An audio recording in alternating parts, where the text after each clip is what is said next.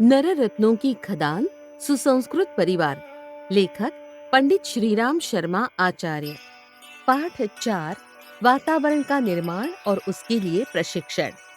परिवार निर्माण का कार्य संसार में अब तक हुए समस्त महान प्रयोजनों में से बड़ा है। इस अभियान में संलग्न परिजनों को सृजन और परिवर्तन की दोहरी भूमिका निभानी पड़ेगी। कहना नहीं होगा कि इसके लिए संगठित प्रयत्नों की आवश्यकता है।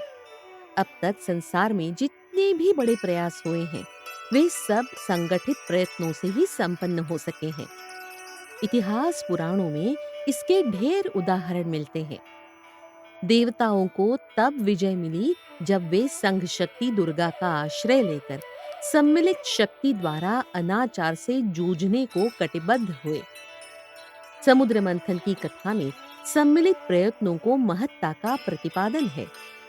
ग्वाल बालों की सहायता से गोवर्धन उठना, वानर सेना द्वारा समुद्र सेतु बांधना, बुद्ध के परिव्राजकों और गांधी के सत्याग्रहियों द्वारा अनय से जूझना सर्वविदित है। ऋषियों के रक्त संचय से बना घट सीता के रूप में परिणित हुआ और असुरों के विनाश का निमित्त बना।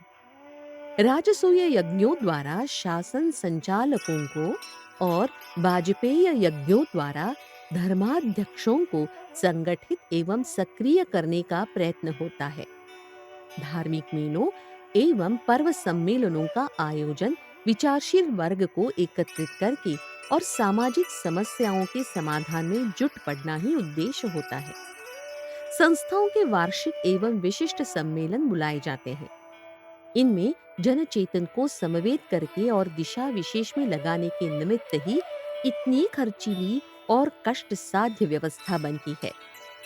तीर्थ पर्वों में धर्म प्रेमियों का एकत्रित होना प्राचीन काल में सोद्देशी होता था। आज भले ही वह परिभ्रमण या पुण्य अर्जन मात्र बनकर रह गया हो, परिवार निर्माण अभियान के लिए भी इसी को अवलंबन लेना पड़ेगा। भारतीय जनता को इसी आधार पर कोई विचार, कोई तथ्य समझाया जा सकता है।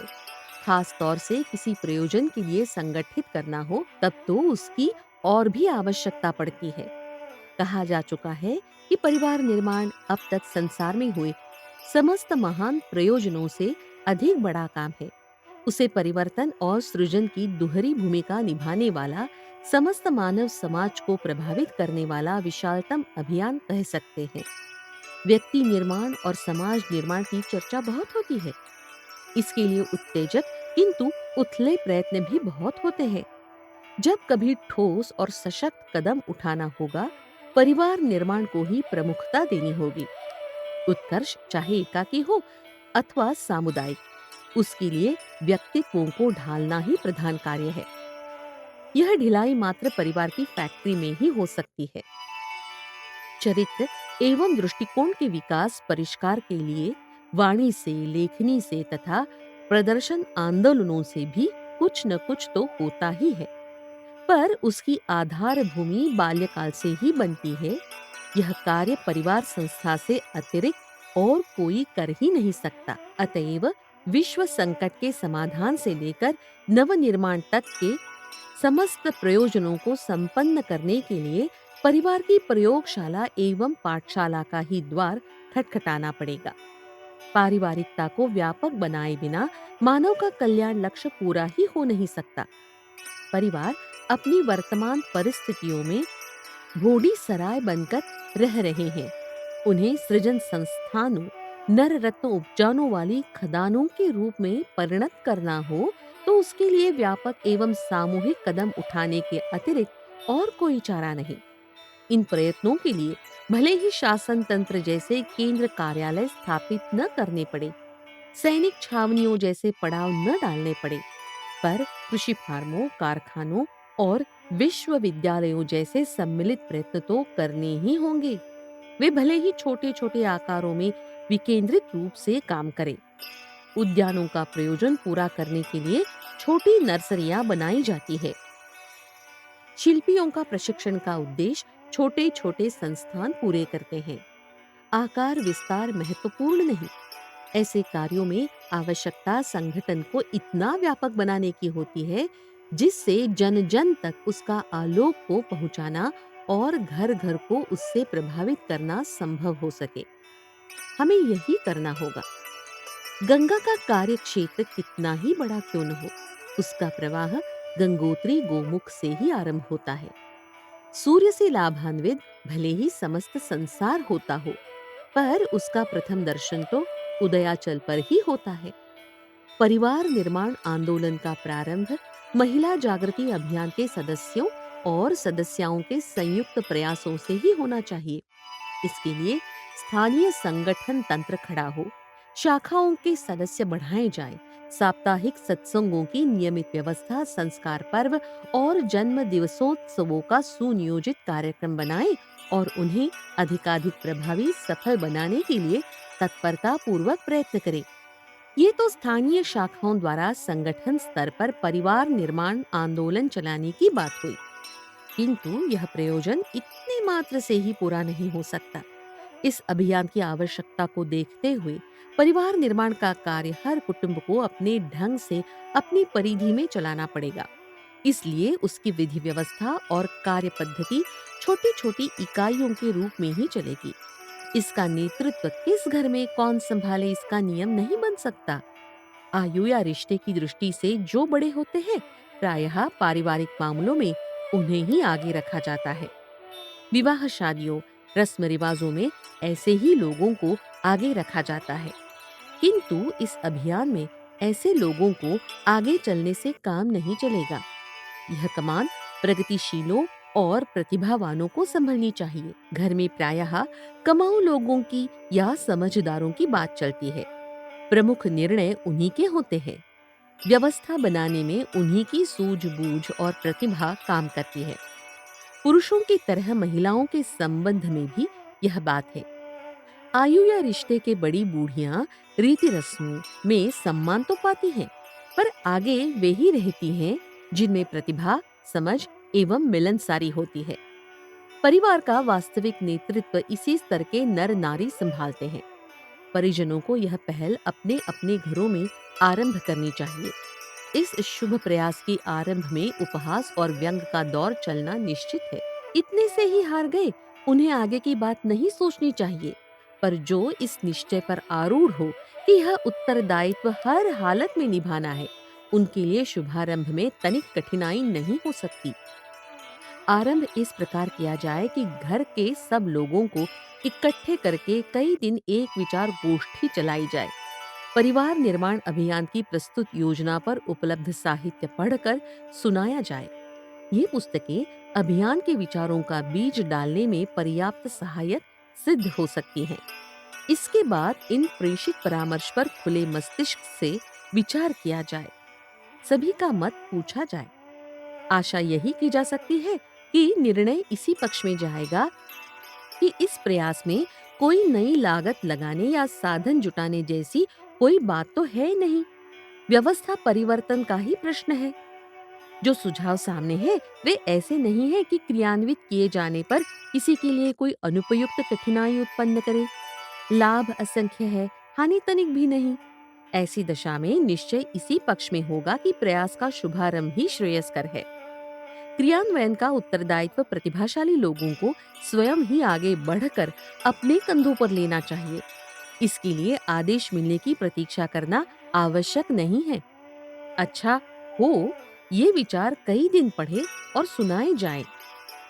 इसके लिए सुविधा के समय परिवार गोष्ठी चलती रहे। आवश्यकता हो तो यह भी कहा जा सकता है कि ये उपयोगी निर्देश उस उद्गम से आए हैं जिसमें दूरदर्शिता और शुभेच्छा का गंभीर पुट लगा हुआ है। शांति कुंज की प्रेरणाएं प्रायः सभी विचारशील परिजन अपने लिए श्रेयस्कर मानते हैं और उन्हें शिरोधार्य करते हैं। परिवार निर्माण अभियान को अग्रगामी बनाने का निर्देश इन्हीं सूत्रों से भेजा गया है। इसे अपनाना ही श्रेयस्कर है। स्मरण रखा जाना चाहिए कि शाखा संगठनों का अपना महत्व है और उन प्रयासों का मूल प्रयोजन महिला जागृति एवं परिवार निर्माण की आवश्यकता से जन जन को अवगत कराना और उसके लिए आवश्यक वातावरण तथा उत्साह उत्पन्न करना है। मूल कार्यक्षेत्र परिवार है और उन्हीं में धार्मिक वातावरण बनाना है। उसके लिए परिवारों में एकाकी स्तर पर भी प्रयास करने होंगे। महत्व दोनों ही तरह के प्रयत्नों का है। शाखा संगठनों द्वारा चलाए जाने वाले प्रयत्नों की अपनी सीमा है और परिवार क्षेत्र में चलाए जाने वाले कार्यक्रमों की अपनी। ये दोनों कार्यक्रम एक दूसरे को पूरक तो है, पर साथ ही दोनों के कार्यक्षेत्र की विभाजन रेखा भी है। परिवार के सदस्यों की व्यक्तिगत समस्याओं का समाधान, उनके दुर्गुणों का निराकरण एवं सद्गुणों का अभिवर्धन करना है। यही कार्य निजी रूप से ही हो सकता है। इन प्रसंगों की सार्वजनिक चर्चा नहीं की जानी चाहिए। इससे अनावश्यक चर्चा फैलती है और प्रतिष्ठा पर आंच भी आती है। इसलिए वैयक्तिक समीक्षा के लिए एकांत चर्चा ही कारगर सिद्ध हो सकती है। इस प्रकार के प्रसंग सार्वजनिक गोष्ठियों में नहीं उठाए जाने चाहिए। इसी प्रकार सामूहिक प्रयासों में मिलजुल कर काम करने की, सदुद्देश्यों में एक दूसरे का अनुकरण करने की भावनाएं उभारने तथा उत्साह बढ़ाने की आवश्यकता पूरी की जा सकती है। यह कार्य एक एक व्यक्ति से अलग अलग मिलकर नहीं किया जा सकता। संस्था संगठन को अपना काम कंधों पर उठाना चाहिए और परिवारों की आंतरिक विधि व्यवस्था संभालने के लिए उसी घर के लोगों को प्रोत्साहित करना चाहिए। यह कार्य कैसे किया जा सकता है, इसके लिए परामर्श एवं मार्गदर्शन भर संगठन की ओर से दिया जाना चाहिए। रास्ता खोलना और सुधार क्रम को आगे बढ़ाना भी यदि ठीक तरह बन पड़े तो समझना चाहिए कि सामूहिक प्रयत्नों ने अपने हिस्से का काम पूरा कर लिया। निजी परामर्श को और सुधार के व्यक्तिगत पक्षों को घर के लिए स्वयं ही उठाए तो अधिक अच्छा है।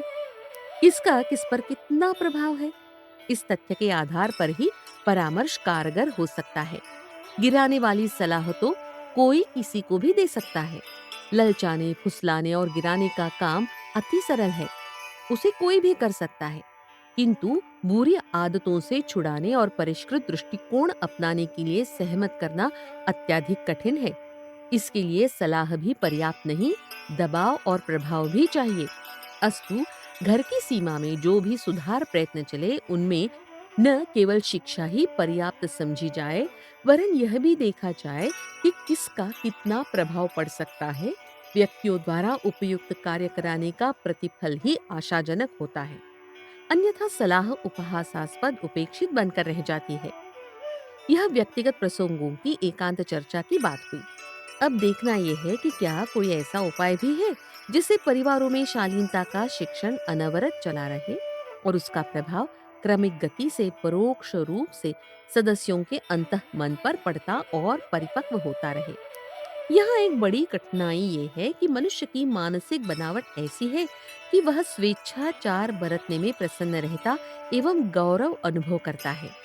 दूसरों की सलाह मानने में उसे अपनी मौलिकता में कमी और प्रतिष्ठा में हेटी लगती है।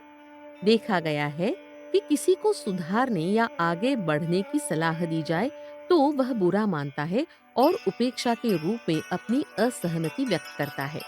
कभी कभी तो अवज्ञा और मनोमालिन्य तक की स्थिति उत्पन्न की जाती है। चिढ़ में वह कार्य और भी अधिक होने लगता है जिसकी रोकथाम की गई थी। सलाह कभी हल्के फुल्के ढंग से दी जा सकती है, रोज रोज उसी बात को दोहराने से पीछे पड़ना समझा जाता है और उससे लाभ के स्थान पर उल्टा विग्रह खड़ा होता है। एक और यह मानवीय दुर्बलता सुधार प्रयत्नों को निरस्त करती है, दूसरी ओर यह एक जीवन मरण जैसी आवश्यकता है। सुधार परामर्श का क्रम न चलाए जाए तो दुर्गुण पनपते और पराभव ही होते चलेंगे। उनकी हानि ही समझ में न आएगी और परिवर्तन की आवश्यकता का ही अनुभव न होगा। चुप रहना कहने से अधिक बुरा, कहना चुप रहने से बुरा। इस असमंजस का निराकरण कैसे हो, यह एक जटिल प्रश्न है। समाधान एक ही है, परोक्ष शिक्षा। पंचतंत्र और हितोपदेश ग्रंथ जिन्होंने पढ़े हैं वो जानते हैं कि विष्णु शर्मा ने उद्दंड राजकुमारों को किस प्रकार कथा कहानियां सुनाकर परोक्ष शिक्षा दी थी और किस प्रकार उनकी उच्छृंखलता को शिक्षित करने तथा सुधारने की सत्प्रवृत्ति में बदल दिया था। कथा पुराणों का सारा कलेवर प्रायः इसी उद्देश्य से रचा गया है कि जन साधारण को ऐतिहासिक प्रसंग सुनाकर उनके निष्कर्षों को समझने और अपने लिए नीति निर्धारण करने का अवसर मिले। इस परोक्ष शिक्षण में मनोरंजन भी रहता है, प्रतिष्ठा का प्रश्न भी नहीं बनता और सुनने वालों की मनोभूमि पर अपनी छाप भी जमाता है। यह नीति परिवार निर्माण में कारगर हो सकती है। अन्यथा प्रत्यक्ष उपदेश देने का क्रम चलाने पर लोग ऊबने लगेंगे और उन्हें सुनने तक में आनाकानी करने लगेंगे। ऐसी स्थिति न आने पाए इसलिए परिजनों का चिंतन और चरित्र परिष्कृत करने की महती आवश्यकता को आतुर निर्देश के आधार पर नहीं, वरन परोक्ष शिक्षा पद्धति अपनाकर धैर्य पूर्वक ही पूरा करना अधिक लाभदायक रहता है।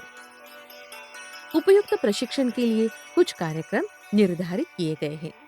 वे सामान्य दिखते हुए भी परोक्ष प्रशिक्षण की दृष्टि से अत्यंत महत्वपूर्ण है।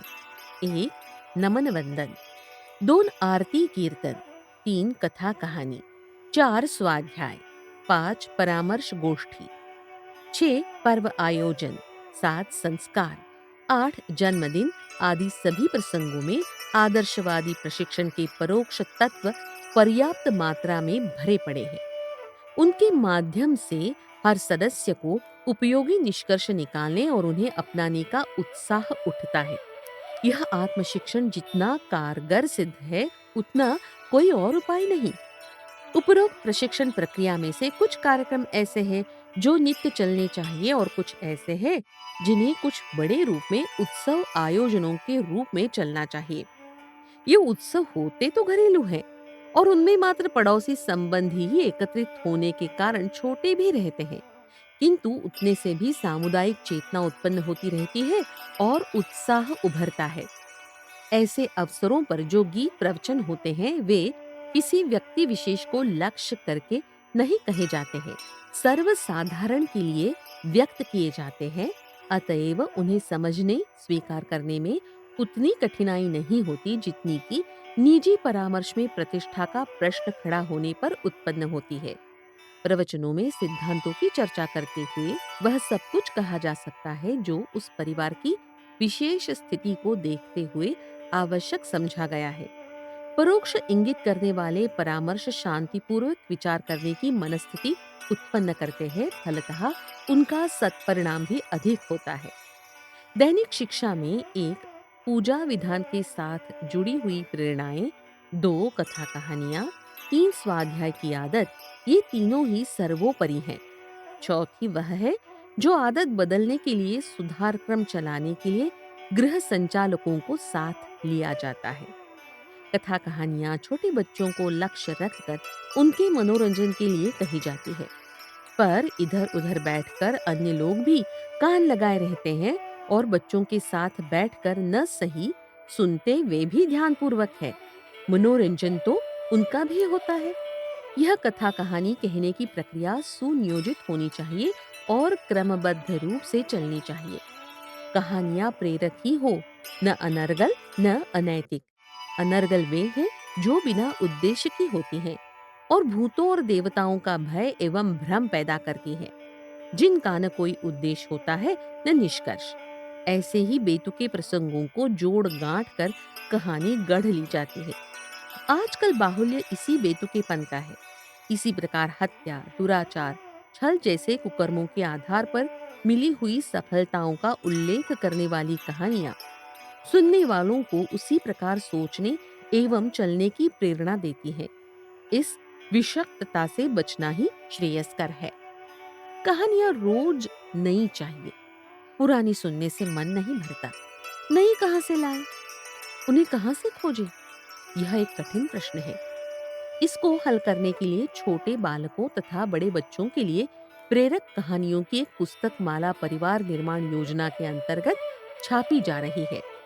संभवतः 360 चुनी हुई कहानियां छप सके जो एक वर्ष में एक बार क्रम से कही जाती रहे। यूं हर दिन 2-2, 3-3 कहानियां भी पढ़ी जा सकती है। इसके लिए सहस्त्र रजनी की तरह 1000 कहानियों की एक मणिमाला भी छापनी पड़ सकती है। स्थानीय प्रवचनों, जनश्रुतियों एवं बाल साहित्य में से भी जहां-जहां ऐसी कथाएं ढूंढी जा सकती है जो अनाचार के प्रति आक्रोश और सदाचार के लिए उत्साह उत्पन्न करती हो। कहने की शैली निखरनी चाहिए। उसमें लोंच, आकर्षण, प्रवाह, कौतूहल, संवेदन एवं निष्कर्ष की दृष्टि से उपयोगी तत्वों का समावेश होना चाहिए।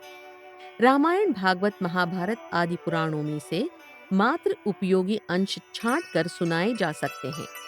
100 जीवन चरित्र की एक छोटी सीरीज गायत्री तपोभूमि में छपी है। वह भी इस प्रयोजन के लिए उपयुक्त रह सकती है। बच्चों को कहानियां और बड़ों को कथाएं चाहिए।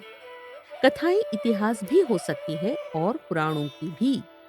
हर हालत में वे प्रेरक होनी चाहिए, अनर्गल नहीं। कथा और कहानियां मिलजुल कर कही जाए तो छोटों के लिए और बड़ों के लिए समान रूप से प्रेरक सामग्री उपलब्ध होती रह सकती है। वाणी के माध्यम से उपलब्ध होने वाले ज्ञान लाभ को सत्संग कहते हैं और अध्ययन, मनन, चिंतन के आधार पर मिलने वाले आलोक को स्वाध्याय। स्वाध्याय व्यसन नहीं, अंतःकरण का आहार है। वातावरण में अनैतिक तत्वों की भरमार है। उन्हीं के समर्थन अनेकानेक घटनाक्रम देखने और सुनने को मिलते रहते हैं। इनका प्रभाव अनायास ही पड़ता है और जन्म जन्मांतरों की संग्रहित पशु प्रवृत्तियों को उससे परिपोषण मिलता है। उनमें से अधिकांश अनैतिक, प्रतिगामी और पतनोन्मुख ही होता है। इस दुष्प्रभाव को काटना आवश्यक है।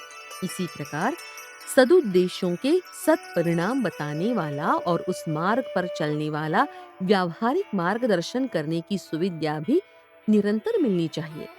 इन दोनों का प्रबंध करना उतना ही आवश्यक है जितना शरीर के लिए भोजन, वस्त्र का। यह प्रयोजन सत्संग और स्वाध्याय के दो उपायों से पूरा होता है। कई बार छोटे बच्चे नहाने, मुंह धोने आदि में तंग करते हैं। उन्हें किसी प्रकार बहला फुसलाकर इस सफाई के लिए तैयार करना पड़ता है। समय और स्थान पर मलमूत्र करने की आदत भी उन्हें धीरे धीरे तथा धैर्यपूर्वक सिखानी पड़ती है। इच्छा होने न होने की परवाह न करके अभिभावक इन नित्य कर्म संबंधी आदतों को प्रयत्न पूर्वक थोपते हैं और तभी चैन लेते हैं जब बालकों को अभ्यास हो जाता है। ठीक इसी प्रकार घर के हर सदस्य को स्वाध्याय की आदत डालना गृह संचालकों का कर्तव्य है। उसे स्कूल पढ़ाई से कम नहीं, अधिक महत्व मिलना चाहिए। यूं अपने देश में बाल वृद्ध सभी का प्रायः आधा उपयोगी समय ऐसे ही अव्यवस्थित, अनिश्चित रहता और बर्बाद हो जाता है। उसमें स्वाध्याय के लिए 1 या आधा घंटे का समय बड़ी अच्छी तरह जमाया जा सकता है। पर यदि व्यस्तता का बहाना बनाया जा रहा हो और स्कूली पढ़ाई में हर्ज होने जैसी बेतुकी बात कही जाती हो, तो भी उसमें हर्ज करके उसे प्राथमिकता देनी चाहिए। अध्ययन से स्वाध्याय का सत्परिणाम असंख्य गुना अधिक और दूरगामी है। इस तथ्य को जितनी गंभीरता पूर्वक समझा और समझाया जा सके उतना ही उत्तम है। स्वाध्याय क्रम में परिवार निर्माण को मेरुदंड मानकर चलाया जाना चाहिए। परिवार निर्माण के प्रति गंभीर होने वाले प्रत्येक व्यक्ति को अपने घर में घरेलू मंदिर की, छोटे प्रेरक पुस्तकालय की स्थापना करनी चाहिए। युग साहित्य में वे सभी आधार भरे जा रहे हैं जो व्यक्ति परिवार और समाज के नवनिर्माण का उद्देश्य पूरा करते हैं। इसका संग्रह अन्य भी संग्रहों से अधिक महत्वपूर्ण एवं मूल्यवान माना जाना चाहिए। युग निर्माण परिवार की सदस्यता में अनिवार्य शर्त घर में ज्ञात घट की स्थापना करने की है। 10 पैसे नित्य जैसी छोटी राशि परिवार निर्वाह से भी अधिक परिवार निर्माण के लिए खर्च करते रहना किसी भी दूरदर्शी को भारी नहीं पड़ सकती। 10 पैसे नित्य से महीने में 3 रुपए होते हैं। इतना संकलित व्यय तो घर में रहने वाले इतने परिजनों के व्यक्तित्व का निर्माण करने के प्रमुख आधार से किया ही जाना चाहिए। वस्तुतः होना तो इससे कई गुना चाहिए, पर आदत न होने और महत्व न समझने की दशा में कम से कम इतना तो होना चाहिए कि 10 पैसा नित्य जितनी स्वल्प राशि परिवार की स्वाध्याय संबंधी आवश्यकता को पूरी करने के लिए खर्च की जाती रहे। इस राशि से परिवार निर्माण संबंधी नया साहित्य नियमित रूप से खरीदा और पढ़ाया सुनाया जा सकता है। इसके अतिरिक्त अन्य पुस्तकालयों से भी यह आवश्यकता पूरी की जा सकती है। अधिक धन भी खर्च किया जा सकता है। स्वाध्याय की आदत घर भर के हर वयस्क सदस्य को लगाई जानी चाहिए। उसके लिए समय का खांचा उसकी दिनचर्या में नियमित रूप से नित्य कर्म की तरह बिठाया जाना चाहिए। इस आदत को सर्वोच्च स्तर की दूरगामी परिणाम उत्पन्न करने वाली समझा एवं समझाया जा सके तो समझना चाहिए कि परिवार के प्रगति पथ पर चल पड़ने की आधी समस्या हल हो गई। देखने में तुच्छ किंतु परिणाम में महान इस प्रक्रिया का सत्परिणाम कहीं भी कभी भी प्रत्यक्ष देखा जा सकता है। आरती प्रातः सायं या दोनों समय करने से सत प्रयोजन के लिए सामूहिक प्रयास की भावना परिपक्व होती है। जो उसमें सम्मिलित होते हैं वे श्रद्धालु बनते हैं। यह सच श्रद्धा प्रत्येक सम्मिलित होने वाले के अंतराल में ऐसा बीजांकुर बोती है जिसे फल फूल विशाल वृक्ष के रूप में समयानुसार सुविकसित होते देखा जा सकता है। आरती के साथ भजन कीर्तन सहगान का क्रम चलता है। इन भाव गीतों में जहाँ ईश्वर भक्ति का तत्व ज्ञान रहता है, वहाँ आत्म शिक्षण की सामग्री भी कम नहीं रहती। परिवार निर्माण योजना के अंतर्गत इस प्रयोजन के लिए जो गीत प्रस्तुत किए जा रहे हैं, वे सभी ऐसे हैं जिनमें मात्र ईश्वर की मनुहार नहीं, वरन उसके सानिध्य से उपलब्ध होने वाली सत प्रवृत्तियों का पूरा पूरा संकेत है। इस प्रकार यह भजन कीर्तन उच्च स्तरीय आत्मशिक्षण की आवश्यकता पूरी करता है। सहगान संगीत में भावोत्तेजक विशेषता रहती है। यदि वाद्य यंत्रों का उपयोग हो सके तो और भी अच्छा, अन्यथा गायन की कला का विकास होना भी किसी परिवार की विशिष्टता का एक महत्वपूर्ण प्रमाण है। नमन वंदना की व्याख्या करते हुए कभी भी घर के लोगों को ऋतंभरा प्रज्ञा का गायत्री का तत्वज्ञान समझाया जा सकता है। इस प्रकार 5 आहुतियों में यज्ञीय आदर्शवादिता का स्वरूप और प्रतिफल समझाया जा सकता है। बलिवैश्य की 5 आहुतियां पारिवारिक पंचशीलों की गरिमा को धर्म धारण के प्रतीक चिन्ह के रूप में हृदयंगम कराई जा सकती हैं। गायत्री भारतीय संस्कृति की जननी और यज्ञ भारतीय धर्म का पिता है। गायत्री को अध्यात्म और यज्ञ को धर्म कहा जा सकता है। इन्हीं दो चरणों को गतिशील बनाते हुए भौतिक एवं आत्मिक प्रगति के उच्च लक्ष्य तक पहुंचा जा सकता है। इनकी व्याख्या विवेचना करने तथा जीवन में उतारने के संबंध में इतनी अधिक सामग्री मौजूद है कि उसे चिरकाल तक भिन्न भिन्न दृष्टिकोणों से प्रस्तुत किया जा सकता है। नमन वंदन एवं बलिवैश्य की प्रक्रिया में भी परिवार शिक्षण के सभी तत्व प्रचुर परिणाम में विद्यमान है।